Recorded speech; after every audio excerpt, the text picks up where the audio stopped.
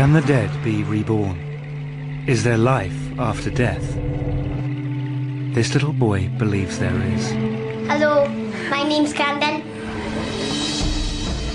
Cameron remembers a past life on the remote Scottish island of Barra, over 200 miles away from his home in Glasgow. I lived in the White House with my mum and dad and my 3 brothers and sisters. And he just talks about, I was in Barra and I fell through to you. And I'm saying, what do you mean? And he'll say, no, it was just like a hole and I fell through. Children from all over the world report memories of previous lives. It's a pretty interesting phenomenon. Together with psychiatrist Dr. Jim Tucker, Cameron and his mum are going on a search for evidence of his past life. Are there rational explanations for the remarkable coincidences which follow? Or are there stranger forces at work?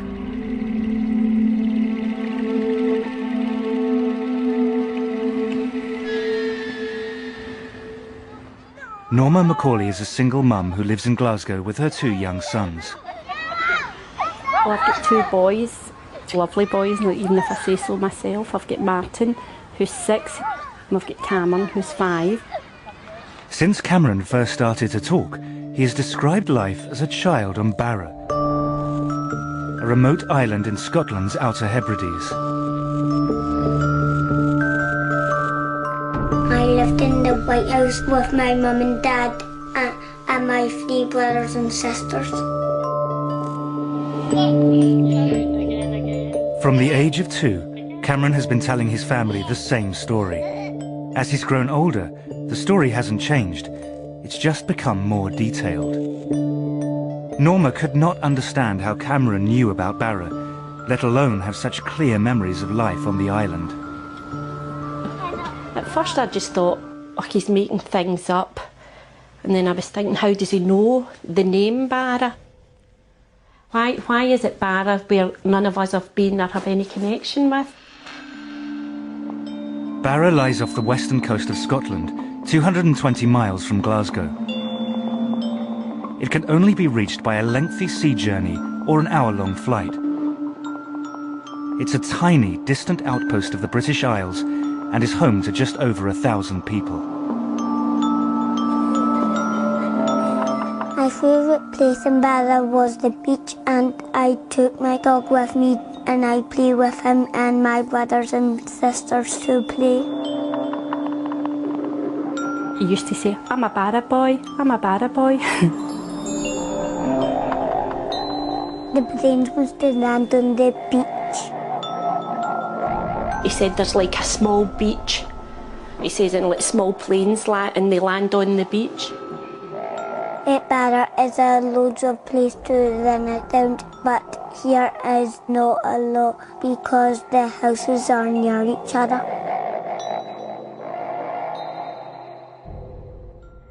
I did one time say one of these days we will go up and see Barra, and then it's like, well, I'll show you where my house is and I'll show you round. Will we see your Barra dad? No. Why not? Because he's dead. He's dead. He says, my real Barra dad didn't look left and right. My Barra dad got knocked down. Cameron even claims to know his Barra dad's name. Shane Robertson. Shane Robertson? Yes. So who was Shane Robertson again? My Barra dad. My Barra dad. Was that fast? Is that the one that got knocked down? Friends and family have also been drawn into Cameron's story. Next-door neighbour Diane Miller has known Cameron since he was born, and her son Aaron has grown up with him. Hello. When they were about 2 was when Cameron started to speak about his Barra family. And my brothers and sisters and my friends. Well, you get friends in Barra too? My house in Barra and family in Barra, because Cameron was adamant he had this other family. What was his name? Shane Robertson. And he would tell you over and over again, so you know he wasn't just making it up there and then. And he got knocked over by a car. Cameron's uncle, Ian Watson, initially dismissed his nephew's stories as fantasy, but as time passed, they became harder to explain away. It's just the fact that he's just consistent in, you know, the things that he's saying and the story that he keeps coming up with. And over the 3 years, he's never wavered from it. If you look at his face when he's telling you these things, he believes they're true. My dad and mum had long hair and she got cut short. They'll say, I was with my Barra mum before you had me, before I came to this family. And he just keeps saying to me, you'll really like her, you'll really like her, she's really nice. One time I said to him, joking, do you love me or your Barra mum? And he says, I love you both the same. I thought he would have said me, but he never. Cameron's growing emotional attachment to his Barra mum concerned Norma. He began to miss her so badly that he started to suffer genuine distress. One day when he was at the nursery, he got quite upset. He was saying rather than me picking him up that day, he wanted his Barra mum to come and get him. When the big tears were running down his face, and he just kept saying, I have to go to Barra, I have to go to Barra, my family are missing me. How do you deal with that? What do you do? What do you say to him?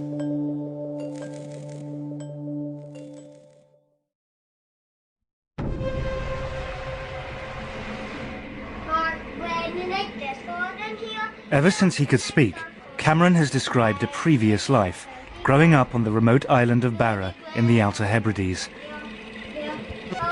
Cameron is desperate to visit Barra, but Norma, his mum, wants to find out if there is a rational explanation for his unusual memories.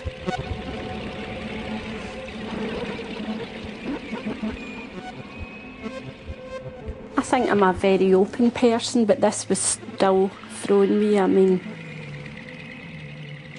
I believe Cameron does know Barra. How he knows it, I don't know. I don't think anybody really has every answer. As I say, for somebody that is quite open, and it's thrown me. I'd just like to know, has he seen it on the television? Is there a house like he talks up there? Or just like to know what's behind it all.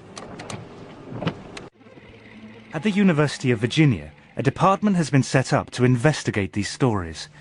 Psychiatrist Dr. Jim Tucker is the director of research.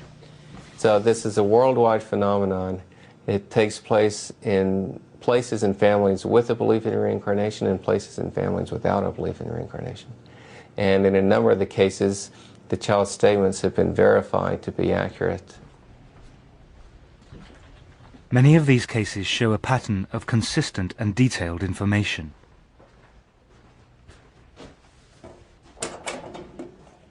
The children will usually start talking about these memories at a very early age, usually 2 or 3. Some of them talk about them matter-of-factly, but other children use great emotion in describing these things and will often long for the previous family. Jim records the child's memories and investigates whether there might be a connection to an actual person who has lived before. Many of the cases seem to defy simple, rational explanation. One of Dr. Tucker's most celebrated cases was a boy he investigated from the Midwest of America. This is a very interesting case of a boy who had memories of being his grandfather. And he said that God gives you a card to come back, and I guess this is a drawing of the card that he did. Gus Taylor is the child who drew that card. Since he was a toddler, he has believed that in a past life, he was his own grandfather. Gus is now 10 years old. When he was about 1.5, I was changing his diaper on his changing table, and he all of a sudden just looked at me and said, you know, when I was your age, I used to change your diaper. And I went, whoa, this is... Gus was named for his grandfather, and his full name is August. His grandfather had died the year before he was born, so he really didn't, he never got to know his grandfather. But he would insist that he was Grandpa Augie. If we were referring to Grandpa Augie, he would just say, you mean me? You know, he was just very adamant, like, we should know that he is Grandpa Augie. Where's me? There. There. Where's me again? See if you can find me somewhere else. Gus was 4 when Ron was given an old family album. To his parents' astonishment, Gus was able to point out his grandfather in an old school photograph. He also correctly identified this as the first car that his grandfather ever owned. He showed me a picture, and then I said, that was my first car. And then my dad was like, that's weird, because the car was Grandpa Augie's first car. So it was all scared. Kathy and Ron were intrigued by their son's ability to identify his grandfather in photos. But one day, Gus told them something that turned their intrigue to shock. Gus and I were chatting, and he started saying something about Grandpa Augie, which wasn't unusual. And I said to him, when you were Grandpa Augie, did you have any sisters or brothers? He said, well, I had a sister, but she died. And so that sort of caught my attention because, you know, we haven't had any deaths in the family. And he said, well, she died. And I just sort of looked at him and he said, yeah, she turned to a fish. She died, some bad guys. I just was flabbergasted. I really was just I was speechless because I just couldn't understand how he would know anything about that. Apparently what happened was his aunt was murdered and her body was dumped into the San Francisco Bay. There was no way he could know anything about her circumstances and how she died because it was never discussed. And was barely discussed with me, with him, in my family. To hear my son, who didn't know my father, didn't know his aunt who was murdered, speak about this, and because that's when I just went, there's something going on here that I just don't understand. For many in the West, reincarnation is an alien idea. Chris French believes that it's simply a comforting illusion, which helps some people avoid the difficult realities of death. On the one hand, you've got science that says, once you die, that's it, that's the end, nothing else. On the other hand, you've got a belief system that says, you will survive, you will be reunited with your loved ones. In a sense, you do go on forever. How much more appealing can you get? I mean, we all want that. We'd all want to believe that.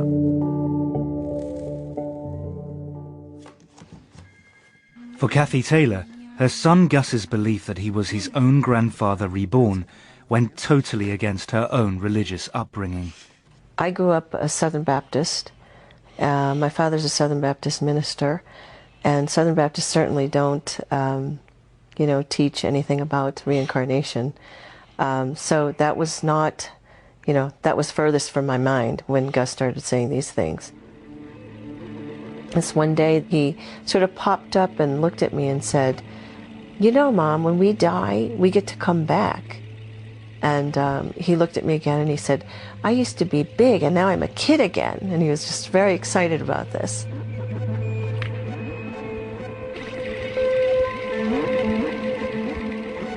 He said that God gave him a ticket. And, he also referred to a porthole and that he came through a porthole and that he used to be big and all of a sudden he's through this porthole and then he's a kid again.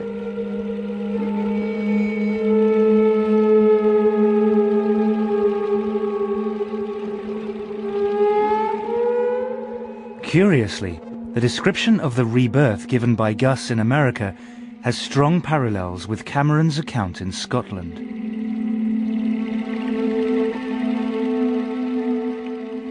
He talks about falling through from Barra to here. I asked him, how did you get here? And he just talks about, I was in Barra and I fell through to you.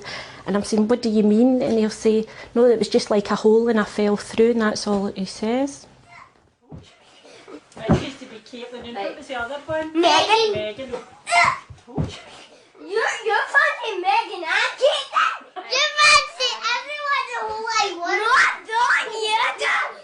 Aaron and Cameron had been playing, and Aaron had mentioned how it's okay if you die because Cameron said you come back again as somebody else, so it didn't matter if you died. It has become clear to Norma that there are no easy answers to the questions thrown up by Cameron's memories. Cameron has asked persistently to be taken to Barra. Norma has finally decided to make that journey. We are going to go to Barra. I mean, it wasn't a decision that was made lightly. I've gave it an awful lot of thought, stood up to an awful lot of folk that were against me doing it, and I just hope I proved them that I was right to do what I've done. Come on. Perhaps the trip will provide an explanation for Cameron's memories, or put them to rest. You want to run now? I think I'm hoping that when Cameron goes, it gives them proof, or, I mean, they maybe go here and they'll say, that's not Barra, so then that's fine, that's not Barra, end of story, that's the end of it. But I think it's reached a point, it's went too far. It's gone too far just to leave it now. At the University of Virginia, Dr. Jim Tucker has been speaking to Norma and following Cameron's case with interest. Well, Cameron's case certainly sounds like a very promising one. He's given the name of a place, which fortunately turns out to be a rather small place, and he's also given the name of a person. So with all the details that he's given, if we're able to verify a match, that would be quite intriguing. For Jim, to follow a case as it unfolds is a unique opportunity. He is flying from Virginia to Glasgow to join Norma and pursue the story in person. I mean, as it stands now, it's a very interesting story. If we're able to verify the statements, then it becomes more than that, because then it becomes evidence that he actually does have memories that have carried over from a previous life. This is Cameron. Hi, Cameron. Cameron, you saying hello? Hello. I'm Dr. Tucker. How are you? This is Dr. Hi, Tucker. Martin. What can you tell me about the house that you lived in? It was white. How many stories were there? Was it just one level, or was it more than one? One level. Yeah. Did you see your dad get knocked out by the car? Yeah. You remember his name? Yeah, what was his name? Shane Robertson. Shane Robertson. Do you remember what he looked like? He had spiky hair and he always wore shirts. Spiky hair? Is that what you And said? always wore shirts. So, Norma finally has someone to talk to who really understands her experience. Remind him of it? It was getting to a point he was that convincing. I'm sure folk thought I've adopted him, or what he wasn't really mine, because he spoke so convincing about this other family. And has it slowed down, or is it still going as strong as ever? It calmed down for a wee while, but then it's back. Is he excited about the trip? Yeah. Yeah.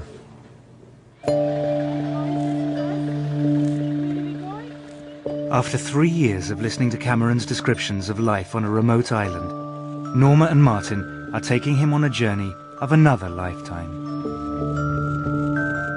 How's he going to react? What if he gets upset?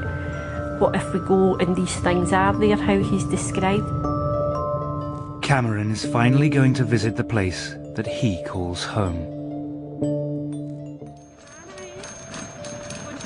Norma and her sons Martin and Cameron are leaving Glasgow to fly to Barra, an island in the Outer Hebrides of Scotland, where Cameron believes that he lived in a previous life. Not the night bag on. No, that's They are being accompanied by psychiatrist Dr. Jim Tucker, an expert in children's past life memories. Cameron believes that his family name was Robertson and that he lived in a big white house, a house full of children. He says he had a black and white dog. There was a view from the house to the sea, and that they could see planes land, not on a runway, but on the beach. Could any of these apparent memories correspond to reality? You know, there's a concern that if he really is having memories of a previous life, that taking him back to that place might be traumatic. But what usually is the case is actually the reverse, that seeing the old place kind of puts the memories in perspective so that the child is then able to let go of them more.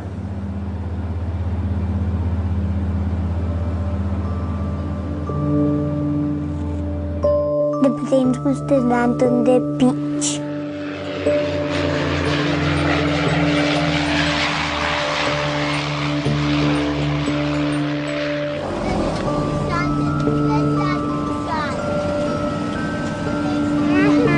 I told you it was true. Do you recognise it? Yeah?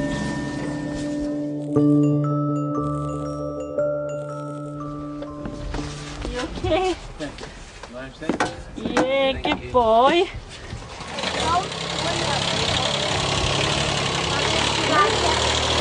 I told you everything was true. It's just after saying I told you it was all true. Feel happy to be here? Yeah. It looks nice here. Looks nice here. They go into the airport to collect their bags. I know that quite faint, but that one's really clear. He was saying he used to go over that bit over there, and when they used to see the rainbows, they used to try and jump up and get them. They're too high, aren't they? Well, we're certainly off to a good start. I mean, he feels that he recognizes the place. He said to his brother, I told you it was true, and he's very excited about being here. Mummy, I must have always come down to this bit and I must have up to the beach. Picture? You'll be able to show me, won't you? Very exciting. If we can verify his statements, it'll be a great case.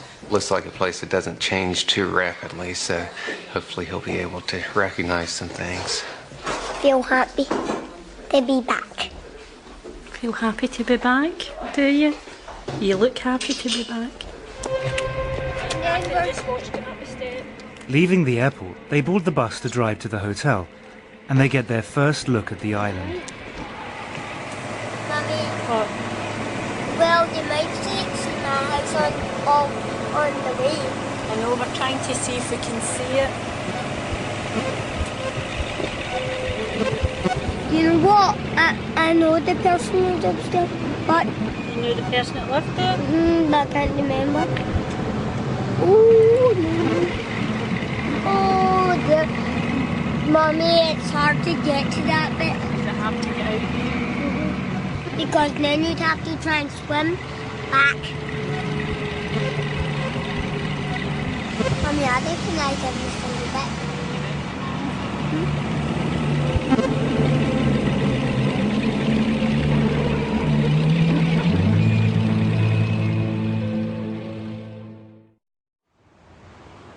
Next morning, the investigation begins in earnest. Norma and Jim set off to visit the local heritage centre to look for any record of the Robertson family and the man that Cameron calls his Barra dad. My Barra dad was called Shane Robertson and he got knocked down. Hello. Hi, I'm Norma, pleased to meet you. Callum McNeil is the island's local historian. Tucker. Callum McNeil. Nice to meet you. Certainly the names don't immediately come to my mind. Certainly the name Robertson does feature, but certainly not the name Shane. And the name Robertson itself only features occasionally in the history of the islands. There doesn't seem to be any evidence that a family called Robertson lived in a house by the shore. Could Cameron be wrong about the name, but right about the house? I could see the beach when I looked out the window, and sometimes my brothers and sisters could go by themselves, and I looked out my window saying the planes land on the beach. And my brother had a black phone and how you dial is you just go like that. He has provided some clues about the location and the period in which he says he lived on the island. Since he's talked about the planes landing and talked about phones, what sort of era would that put him in? More than likely after the war. After the More than likely after the war. And since he's talked about the plane landing and seeing that, we're probably thinking of a family toward the north end. Oh, yes, I would say so. If the to and fro of aircraft from the beaches featuring highly, that would indicate the north end of the island. It's not much to go on, but they set out on a trail back to the north end of the island.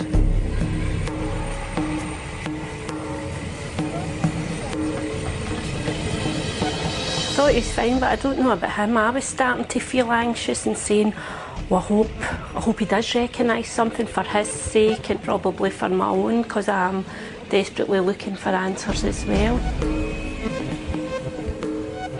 Well, I think it's disappointing if a child goes to a place and doesn't recognize things. Often what happens is that by the time the child gets taken to the previous place, they're beginning to lose the memories anyway. Children seem to lose these memories by the age of 6 or 7. And this is the age where children are starting school and getting more fully wrapped up in this life.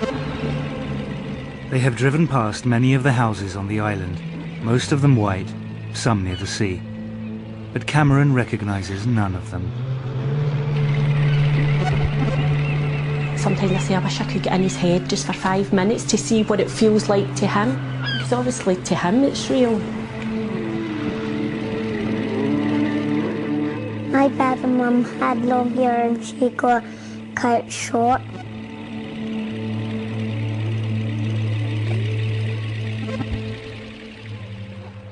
Later that day, they go for a walk on the beach. The adults may be disappointed, but Cameron is happy just being on the island.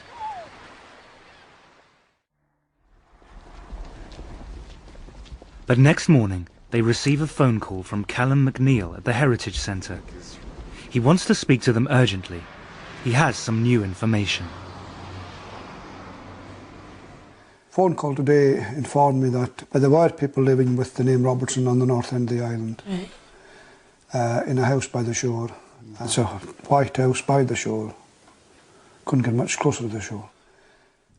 Callum's records were only for properties owned by islanders, but the Robertsons were from the mainland. And when were they there? 60s, 70s, I believe. Yeah. So we know exactly which house it was. We'd be able to go see it. Sunderland. Directions to the house take them down a different road to the ones they had been searching before. Jim and Norma don't tell Cameron where they're going. They don't want to influence his reaction or disappoint him. They follow a small coastal track.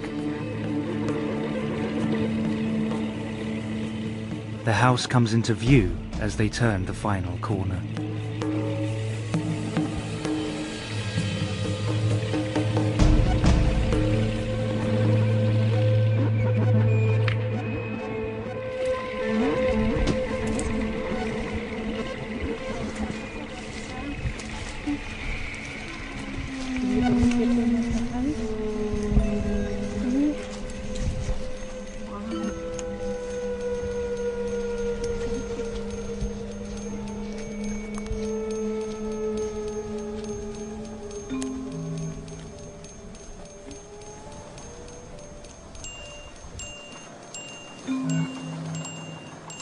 What's wrong? A wee bit. You alright? Is this your house? No, you get sad. Is this your house? Wrong. You're getting a wee bit upset. How? It's okay. Does it make you feel a wee bit sad? The usually chatty Cameron has become strangely subdued.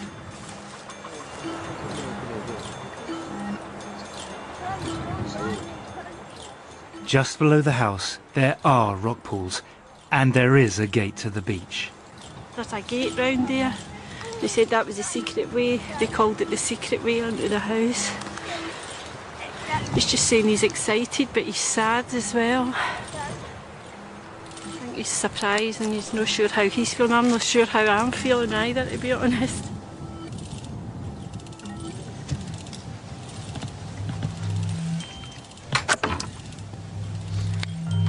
Can we come in?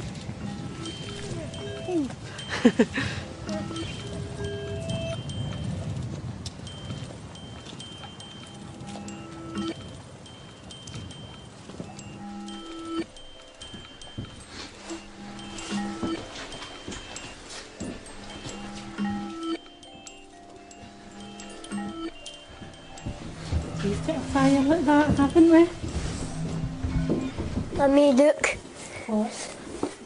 Look. I know, wow.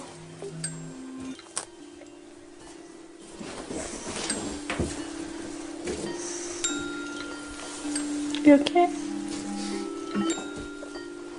Although much of the furniture and decor is recent, some of the features of the house, like the open fire, have remained unchanged for decades.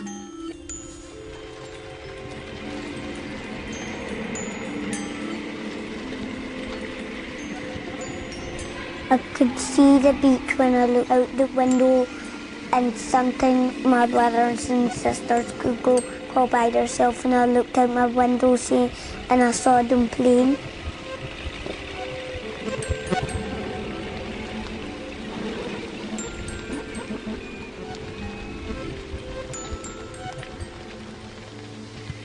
The girls were in this room? Yes. And the boys were in the other room? Yes.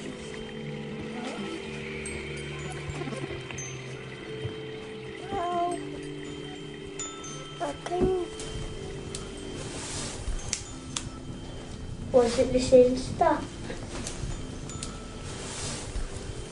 No. Did you just have the fire lit? Are you glad you came here to see it?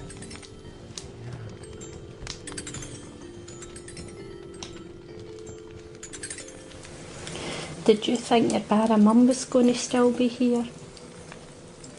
Eh? No.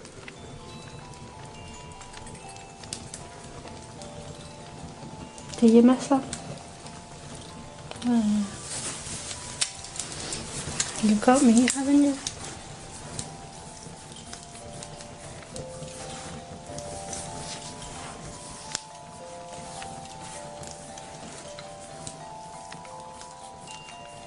You about ready to go back home now? Yeah, get on the plane and fly home.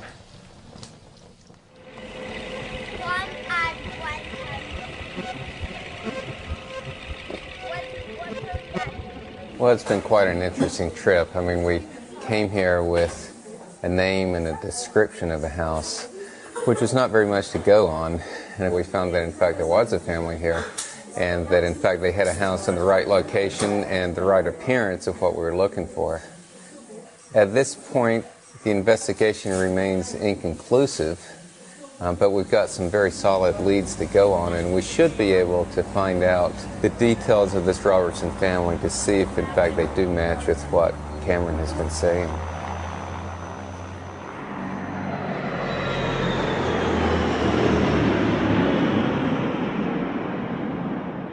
Back in Glasgow, Norma has arranged a meeting with Ruth Borum, a genealogist who has investigated the Robertson family history for her.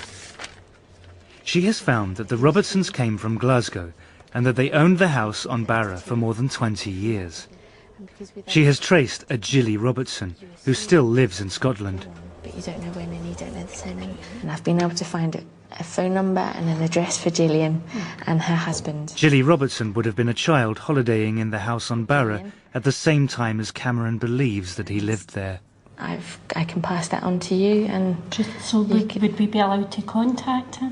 Her address and phone number is in the BT phone book, so it's public knowledge. So that would certainly be a possibility. And she fits with the right sort of age. Yes. She had two brothers and a daughter. Wow. Norma now has a name and telephone number for a living member of the Robertson family. The search for answers is nearing its conclusion.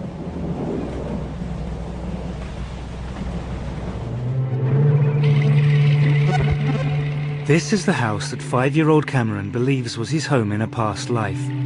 He believes that he lived here with his family, the Robertsons. The house, which exactly fits Cameron's description, was once actually owned by a Robertson family who spent their summers here in the 60s and 70s.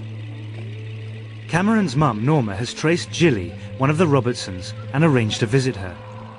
But now, back in Glasgow, Cameron's reaction to the news comes as a shock. Last night was just an outburst. 1 minute we're laughing and joking, everything was fine, and then it was just, there was tears, and then saying he was frightened, and then the next thing him and Martin were fighting. It got a wee bit out of hand. It was like somebody had flicked a switch. He went from happy to, and it was, I'm scared, I don't want to go, Mum. But this morning he came in quite wide awake and started asking me about Jilly Robertson. And at one point I thought it was quite strange. He actually says, could Jilly be my sister if she was a wee girl at the house? And it's kind of, I think we've all been thrown a bit. Now he's asking, can he go? He wants to go and meet her. Hello. Hi there. Pleased to meet you, I'm Norma. Hello, Julie. Very nice to meet you. This is Cameron. Martin, come on. This is Cameron's big brother, Martin. He's finding somebody that's possibly his sister. Is he thinking, oh, maybe I'll need to go back to that family? Because in Cameron's mind, the Robertsons were his Barra family. And I think that's what's frightened him. I mean, it's quite frightening. This is the house here, and down below the house, a lovely beach. Was that what it was like when you were in Barra? Yeah. But could you recognise it quite well when you went to see it? Although he was saying it had changed. Yes, you see, I think it has changed. I think the person who's bought it now has modernised it. Yeah. I played in the beach and took my dog and played fetch with my dog at the beach. Could I ask you, when you went to Barra, did you have a dog? Was there a dog there? Well, certainly Callum and Peggy, who lived in the house, they had a dog, a sheepdog. Yeah. The black and white dog is just as Cameron remembers. But what about the name of his Barra father, Shane Robertson? Yeah. Well, certainly there aren't any Shanes in our family.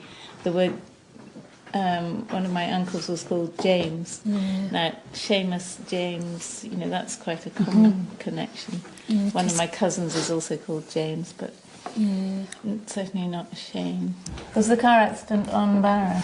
This is what we don't know. He doesn't seem to be able to tell you. I don't know of anyone in our family who died in a car accident. That's how I was curious as well, if maybe even there had been a child in the family had passed away. Or... No, certainly there were no deaths of children in that close family. So while many parts of Cameron's memory fit with extraordinary precision, others do not. The family name matches, so do the physical details of the house, the island and the dog. But the name and death of the father figure do not.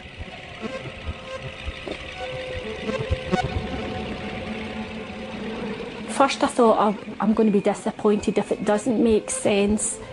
And then there's a part of me, I think it would have been too freaky if everything was 100%. A lot of the things tie in and match up, seem to match up perfectly, where there's other things just don't fit in at all. But I look at it as, if I'm describing my past or trying to tell you things, there's things I would probably remember and tell you spot on, and there's other things, if my sister was telling the same story, it would be different. I just think there's been more things tied in than didn't. If these, in fact, were past life memories, then we have to look at the question of why some of them were correct and some weren't.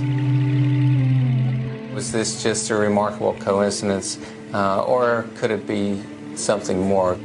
He could have had memories from more than one life, and they could have gotten mixed in together. There's just a lot that we don't know about it. And I don't think I realised myself how much it might affect me going into the house.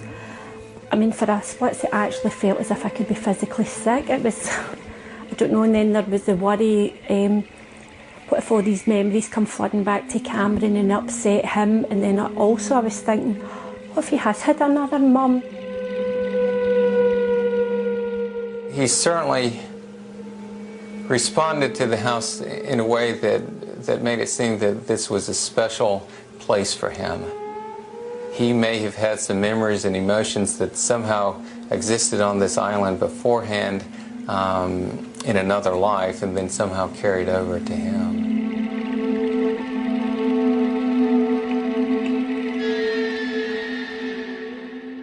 I personally think there's more to it than meets the eye, but there is some people, and everybody's allowed to make their own judgment, but I definitely think it's one of those things, there's something there. I can't tell you what exactly it is, but I think it's something we'll probably never know. In the end, there are no tidy answers. But one thing is clear, the persistent memories that Cameron once had of another life on a far-off island trouble him no longer. I think that since Cameron's been to Barnet and the fact that we've seen it for ourselves, it's as if it's put it to rest in his mind that he doesn't have to go on and prove it anymore. And he just seems so calm about it. Before it was, everything was hyper and jumping about, and where it's like, yes, I was at Barnet, I seen my house. It's just so calm now, it's quite unbelievable the change.